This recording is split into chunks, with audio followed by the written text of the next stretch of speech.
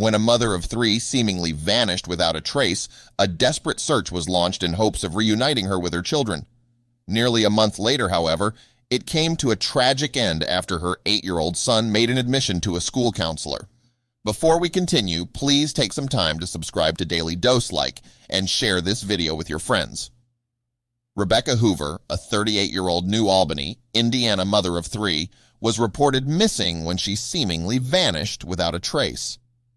After not hearing from Rebecca for days, her mother became increasingly worried and reported her missing, saying her disappearance was completely unlike her. Although Rebecca had marital problems, her mother knew that even if Rebecca had left her husband, she wouldn't have left her children behind. Authorities launched an investigation, hoping the devoted mother could be reunited with her 3 kids. Nearly a month later, however, Rebecca's 8-year-old son made a shocking confession to a school counselor that changed everything. More than 3 weeks after Rebecca was reported missing, her 8-year-old son told a counselor at his local elementary school that he had witnessed his mother's murder as her killer snuffed out her life right in front of him. According to the boy, his father, 50-year-old Judson Keith Hoover, killed his mother in the basement of their home, and the boy said he had watched the attack as it happened. Authorities were called, and the boy described to police in graphic detail what he had witnessed weeks earlier, around the time his mother was reported missing, the Courier-Journal reported. According to the boy, he saw his father stomp his mother in the head 20 times, wearing black boots, while she was lying on the ground next to a black refrigerator in the basement, the probable cause affidavit said. The child also observed Judson Hoover punch Rebecca Hoover in the stomach with a set of keys in his hands, but she was unresponsive and did not move, the affidavit continued, adding, "The child observed blood coming from Rebecca Hoover's head and left ear." After hearing the disturbing details, police approached Judson Hoover at the school when he arrived to pick up his children.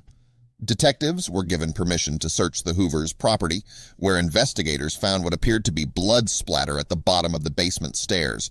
After receiving a tip from Rebecca's mother, authorities obtained a search warrant for a storage unit in New Albany. They reviewed security footage which showed Judson Hoover moving what appeared to be a body into the unit. Judson Hoover was also seen on the security footage removing a 55-gallon container from the unit 3.5 weeks later after he was interviewed by detectives.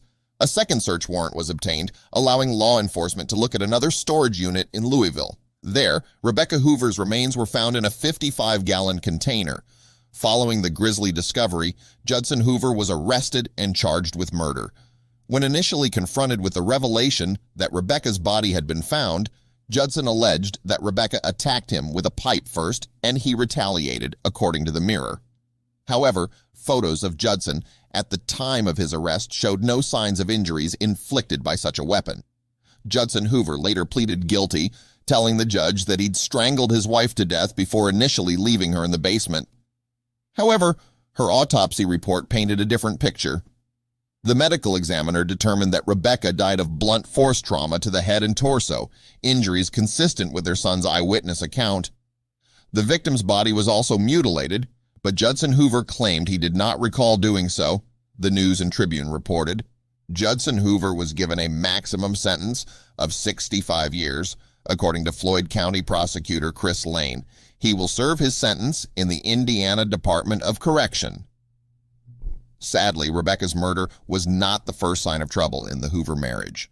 Her family and friends told police and reporters that the couple's relationship had been abusive.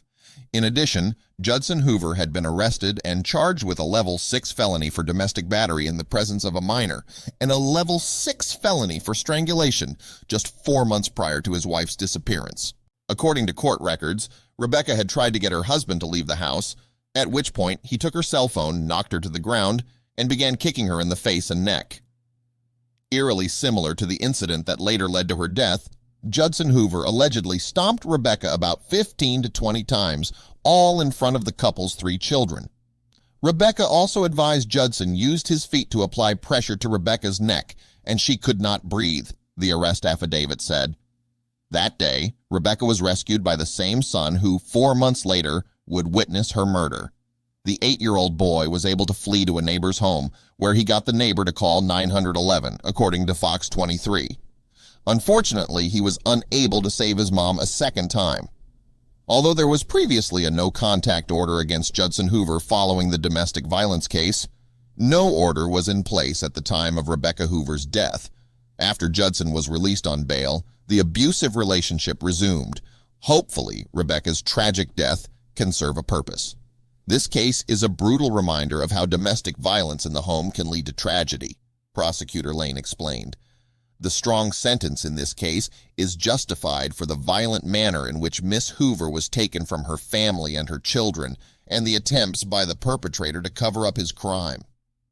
We couldn't agree more with the prosecutor's sentiments, and we can only hope Rebecca Hoover's story motivates others who are in abusive situations to seek help and get away from their abuser before it's too late. If you or someone you love needs help, please call the National Domestic Violence Hotline at 1-800-700-99-SAFE